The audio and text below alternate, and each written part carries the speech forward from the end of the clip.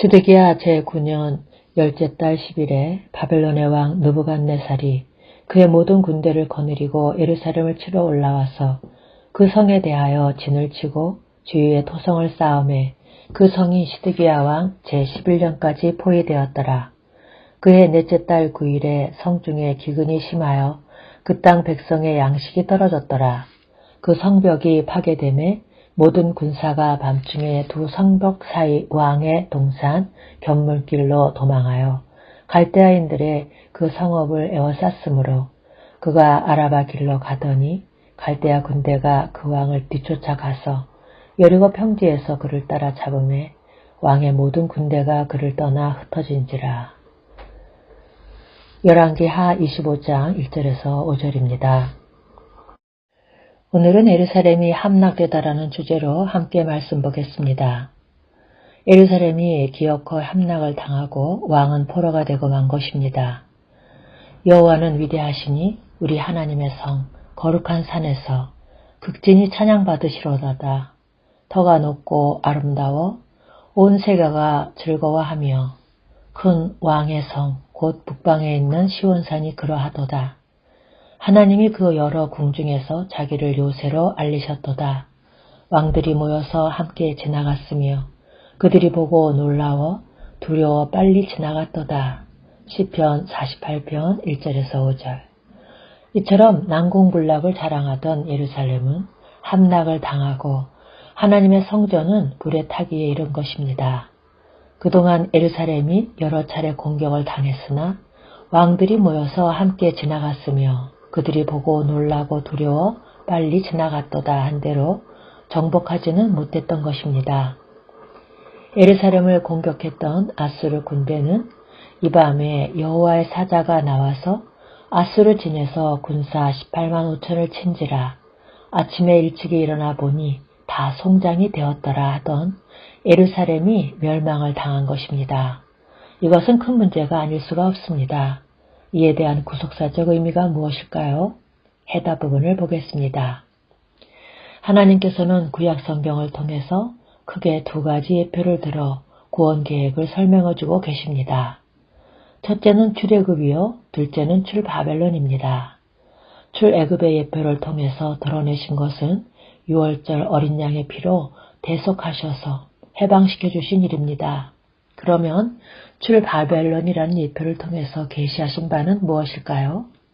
사탄의 포로로부터의 귀환입니다.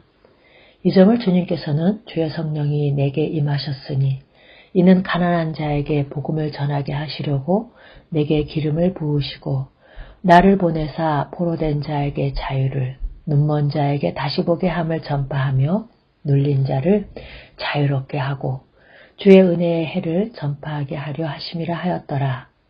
한 이사야의 예언을 읽으시고 이 글이 오늘 너희 귀에 응하였느니라 하고 말씀하셨던 것입니다. 또 있습니다. 하나님께서는 에스겔 선지자에게 심이 많고 아주 말라버린 뼈들을 보여주시면서 이 뼈들이 능히 살겠느냐 하고 물으십니다. 그런데 생기가 들어가니 살아나더라 합니다.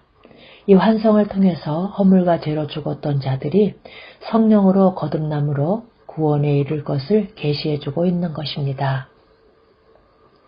출애굽이라는 예표는 6월절 어린 양이라는 제물과 결부가 되기 때문에 제사장이 중심인물로 등장하는 모세오경을 통해서 계시하셨고 출바벨론은 왕이 중심인물로 등장하는 역사서를 통해서 계시하셨습니다. 왜냐하면 포로에서 귀환케 하는 일은 왕적인 권세가 있어야 하기 때문입니다. 그리고 이 예표가 그리스도에게서 성취될 것이니 열왕의 때에 세움을 받은 선지자들을 통해서 풍부하게 예언되어 있는 것입니다. 여호와께서 이와 같이 말씀하시니라. 바벨론에서 70년이 차면 내가 너희를 돌보고 나의 선한 말을 너희에게 성취하여 너희를 이곳으로 돌아오게 하리라. 여호와의 말씀이니라. 너희를 향한 나의 생각을 내가 아나니 평안이요 재앙이 아니니라. 너희에게 미래와 희망을 주는 것이니라 합니다. 그렇다면 어떤 방법으로 돌아오게 하여 주신다고 말씀하실까요? 여호와의 말씀이니라. 보라 날이 이르리니 내가 이스라엘 집과 유다 집에 새 언약을 맺으리라. 이 언약은 내가 그들의 조상들의 손을 잡고 애굽 땅에서 인도하여 내던 날에 맺은 것과 같지 아니할 것은 내가 그들의 남편이 되었어도 그들이 내 언약을 깨뜨렸음이라. 여호와의 말씀이니라. 그러나 그날 후에 내가 이스라엘 집과 맺은 언약은 이러하니 곧 내가 나의 법을 그들의 속에 두며 그들의 마음에 기록하여 나는 그들의 하나님이 되고 그들은 내 백성이 될 것이라. 여호와의 말씀이니라 하고 새 언약을 통해서 돌아오게 하시겠다 하십니다.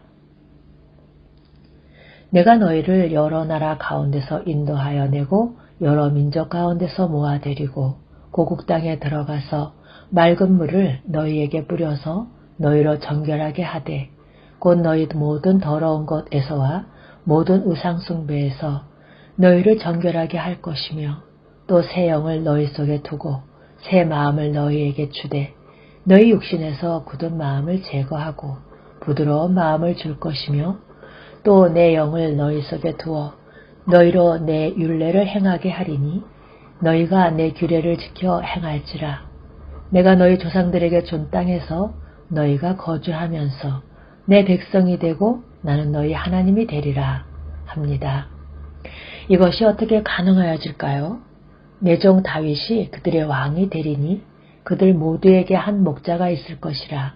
그들이 내 규례를 준수하고 내 율례를 지켜 행하며 내가 내 종 야곱에게 준 땅, 곧 그의 조상들이 거주하던 땅에 그들이 거주하되 그들과 그들의 자자손손이 영원히 거기에 거주할 것이요. 내 종 다윗이 영원히 그들의 왕이 되리라.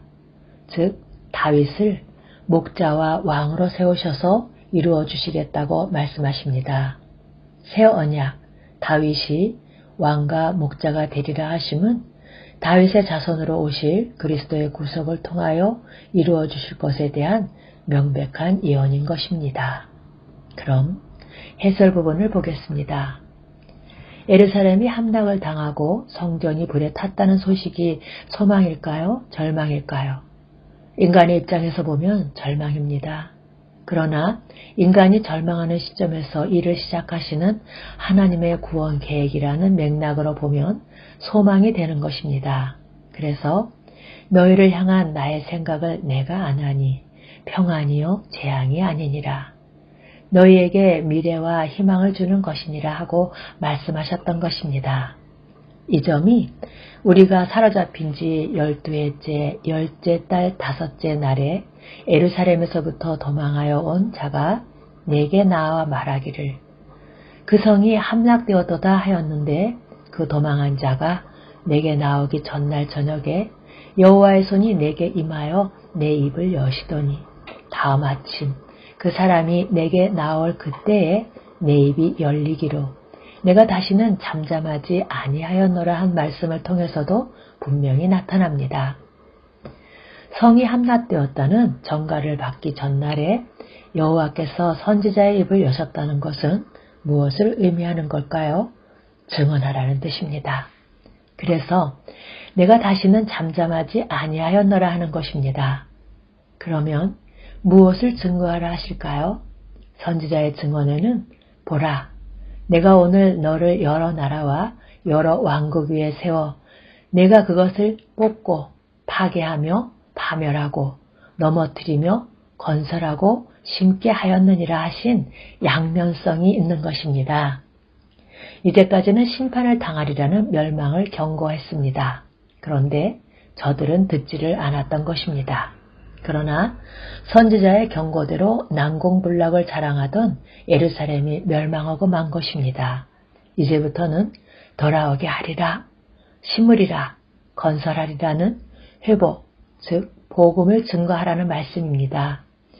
하나님께서 입을 열어주셨고 그래서 전도자는 잠잠하지 말아야 하는 것입니다.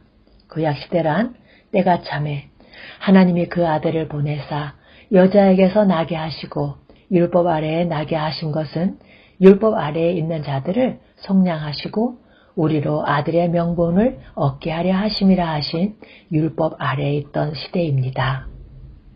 성경은 새 언약이라 말씀하셨으며 첫 것은 낡아지게 하신 것이니 낡아지고 쇠하는 것은 없어져 가는 것이니라 합니다.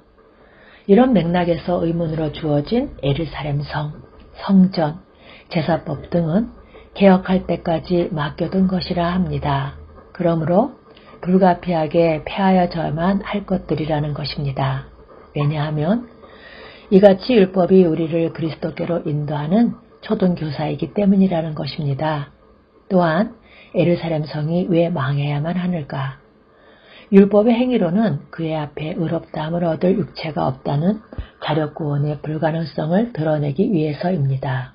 미련한 인간들은 사시고 참되신 하나님과 영원불변의 메시아 언약을 의지한 것이 아니라 성벽과 성전이라는 그것을 의지했던 것입니다.